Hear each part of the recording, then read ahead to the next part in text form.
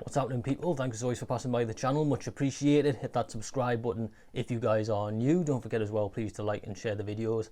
Big thank you to everybody who's been doing that so far. Alright, so we're in lockdown again. Yay! For the third, fourth time, I don't know, I've lost count at this point. But one thing that's different to last time is at least this time the football is carrying on. Because I've had a bit of a blip because all the boxing for January in the UK has been cancelled or postponed. So there's going to be no boxing events in January. So I was thinking, well, I'll do another kind of few more football videos and, you know, give my predictions. So if you rewind to November, I did do an international break video where I just talked about the table and what was going on, and I gave a few predictions. This time I've made a few notes and I'm going to have a look at it, and I'm going to give you my full prediction on how I think the league's going to end. So no messing about, no chitty chat, let's get into it. So if we look at the Premier League table right now, Liverpool are sitting top on 33 points, 2 wins, 2 draws and a loss in their last 5 games, and exactly behind them, right behind them, is Man United, 33 points with a game in hand. Man U have been this kind of dark horse of the league, I think, this season, because they had such a bad run of form at the start, and I was saying I think they're going to finish 8th, but now you've got to pick them for top 4, surely. Behind them you've got Leicester City, who have again been performing really well. Jamie Vardy and James Maddison certainly have been fantastic players for them this season. Then you've got Tottenham, slight dip in form, Tottenham, because they were top of the league in December. I still think they are solid top 5 contenders, but it's whether they can keep that form enough to get in the top 4, because right behind them they've got Man City, and I think Man City are now starting to build up momentum. They really are. They've kind of managed to rally and then come back. Like, they destroyed Chelsea last time at Stamford Bridge. You know, I've still got the old shirt here, but either way, just looking at it, we were awful. Man City are a very good team, so I think Man City not only top 4 potential title contenders. Then we've got Southampton 6th, again, very good team. They've had probably, I think they've got one of the best defenders in the league in Bednarek, and certainly their goalkeeper McCarthy is fantastic. And then they've got the likes of Ward-Prowse and Danny Ings. They've got such a good team. It would not surprise me if they get 5th place at all. Would not. Then at 7 we have Everton, who have had very mixed form. Like, at the start of the season they were top of the league and they were running through people. Then they've had just odd results. They've had injuries, much like Liverpool. I think the only reason for Liverpool not being ahead of everyone in the title race is because of injuries. Everton are the same. Like, Rodriguez has been injured, Richarlison's been injured. They've had to rely on Calvert-Lewin to get goals, but he can't do it on his own. He needs support. 4 wins and a loss in the last 5 games, so they're not doing too bad. Then you've got 8th, we've got Aston Villa, who I was certain were potential top 6. But since they've had, again, injuries, Ross Barkley's been injured, Ollie Watkins is kind of coming and going, his form's not always there. Although Jack Grealish, I'll give a shout out, potential player of the season. And their goalkeeper Martinez as well. I think they'll still be a mid-table team, but I don't see them getting 6 or higher. And then at 9 you have Chelsea. My last video shows what I think about Chelsea. We've had 3 losses, 1 win and a draw in the last 5 games. Awful form at the moment. Again, Lampard's just not giving me anything at the moment to convince me that he's right for the job. I still want him to do well, but tomorrow will be the deciding factor. We're facing Morecambe. If he doesn't win that, then I'm afraid you got to go, mate. At 10 we have West Ham. Again, West Ham, I'm actually surprised West Ham aren't higher, to be honest. They've had such a good run of form with Declan Rice, and their striking and defence has been really good. They've been dead unlucky, like at the Man U game. They have been proper unlucky. They're joint on points with us. mid-table, but it's a shame they're not doing better because I generally think they have the capability to be 6th or 7th. 11 we've got Arsenal, who were kind of Arsenal were kind of the laughing stock of the league because they were down at 15th and people were joking about them getting relegated.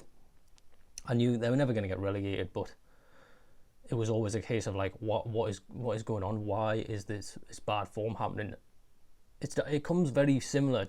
It's very similar to what's happening at Chelsea. You've got a very inexperienced manager who's just not used to this kind of pressure in this league, and they don't understand. Now Arteta though seems to have kind of rallied and understood how you have to change your game plan for each team. Lampard doesn't know that. That's why when people try and compare Mikel Arteta and Frank Lampard, I have to be honest, and I have to say, well, Arteta technically is the better manager because he beat Frank. He beat him in the FA Cup final, and he's done him over this season. So Arteta really has proven that he's actually a better manager. It's not what I'd want to think, but truth. 12th we have Leeds. Leeds are, again, I think they are one of the highest scoring teams in the league because Patrick Bamford he is incredible. 23 points. They've got 3 wins and 2 losses from the last 5 games. Again, they're the sort of team where one match they're scoring 5 goals, the next match they're conceding 5 goals. So very, very mixed. Right behind them's Wolves, who are the same. Wolves have so much potential. They've got such a good team, and they're just struggling to pick up points. They've only got two losses, 2 draws, and 1 win in the last 5 games. Again, I thought they'd be higher. I thought they'd be top 10. Crystal Palace is 14th. I didn't really expect much from them. They're a team which have an amazing performance, and then they'll have like 2 or 3 poor ones, and then 1 very good performance, 3 poor ones. They're incredibly inconsistent. They've got 1 win in the last 5 games. Unlike behind them, Newcastle, who have no wins in the last 5 games. Just 3 losses and 2 draws. Oh man, I mean, I do like Steve Bruce, and I think he's a good lad. I just don't know whether he's right. He's up for it right now. He's a local lad as well. Like, he's from the village where I'm from, so I don't want to be too harsh on him. But it might be a case of like, right, give him the summer, right? See what transfers he makes, and give him another season. If he doesn't change anything or do anything different, then it might be time to get rid of him, because he's very divisive amongst the Newcastle fans. Some fans want him out now, and some other fans want to give him a bit more time. I personally would give him a bit more time. I really do, because I do like the lad. I think he has got, there's a good manager in there. He's just not been given the chance to bring it out yet. 16 will have Burnley. I remember saying, I think at the start of the season, that I thought Burnley would get relegated. I don't think they will now. I think they've got this very good kind of structure where they play for draws, or they'll go 1 up and then they'll just hang back and they won't concede. You know, they play they know when to play very defensive football, which you have to give credit for, because they've got 3 wins in the last 5 games, 1 loss and a draw. I think they will survive. They'll stay up because of that game style that they have. Like, their keeper has got one of the best stats on Fantasy League as a result. 17 will have Brighton, who are close to the relegation zone at 14 points. And then the relegation zone, we've got Fulham on 11, West Brom on 8th, and Sheffield United on 2. So if I remember last time when I did my video, the top 4 were Leicester, Tottenham, Liverpool, and Southampton. And then I also thought the bottom 3 were Sheffield United, Burnley, and West Brom. So I thought back then that the top 4 would be Liverpool, Chelsea, Man City, and Leicester, and the bottom 3 were Fulham, Burnley, and West Brom. Well, definitely don't think that now, because my opinion's changed. I still think, this is my prediction, right? I think Liverpool will still get the title, I think they'll get it, but by the skin of their teeth, because I think Man City are going to challenge for it, for sure. Man City just, for me, just looks such a dangerous team. They just look so capable. So I'm going to go Liverpool to finish top. Behind them, Manchester City. And I think it'll be like the 2011 Premier League when it's literally decided on the final day. It's one match on like a couple of points decided. Third place, I'm going to go with Leicester. Because they've got such a good team. Jamie Vardy is not slowing down. They're scoring goals. They have actually scored the most goals this season as a team. And that really does say something. Like Maddison scoring goals. Vardy's just doing absolutely brilliant. So I think they'll get third place. And fourth place, I'm going to go with Man United. Which is very similar to what I thought before, except Man United for Chelsea. But like I said, Chelsea have kind of completely fallen from grace in terms of what I expected from them. I just wanted top four, but I don't think they're going to get that now. Fifth place, this is where I can't decide. Because part of me wants to give it to Chelsea.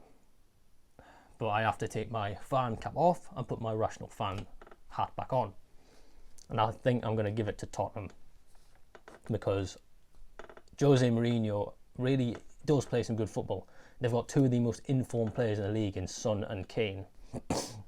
So that'll be Liverpool, Man City, Leicester, Man United, then Tottenham. Now for relegation, Sheffield United are gone. They are gone. They're going to be in the Championship by, I don't know, March, probably. There you go, they're gone. We could see the first time Sam Allardyce gets relegated as well. It would be a shock, to say the least, but I think West Brom will go down. The only one which I can't decide on is whether it's going to be Fulham or Brighton. Fulham have got 2 games in hand compared to Brighton, so I think Brighton are going to get relegated and Fulham are going to stay up. I like Scotty Parker. I like what he's doing. You know, he's a new manager. I want to see new managers do well. So Championship next year, Brighton, West Brom, and Sheffield United. Let me know what you guys think. Right, so top scorer of the Premier League. Who's going to get the Golden Boot? So right now leading is Mo Salah on 13 goals, followed by Son, Bruno Fernandes, then Dominic Calvert-Lewin, then Jamie Vardy on 12, 11 and 11 and 11. I actually think the top scorer... See, part of me wants to go with Fernandes because he does get goals and he gets a lot of penalties, but I'm going to go with Son. I think Son Heung-min will be the Golden Boot winner. He just seems to be in the form of his life. And I know Fernandes has carried Man United, but you've also got Martial and Rashford who are starting to come through. Whereas Son is scoring goals, Harry Kane's assisting them. The most clean sheets, I think, will be Aston Villa. I think they've got the most right now. Their goalkeeper Martinez will be the one to pick up the Golden Glove. They just understand really know how to hang back. They play very high attacking football and very good on the counter. And as such, they don't going to see many goals. So I think Martinez gets Golden Glove. Aston Villa get the team which get the most clean sheets. Now, player of the season, I've whittled it down to 5. Okay, Son Heung-min, Harry Kane, Bruno Fernandes, Jack Grealish, and Jamie Vardy.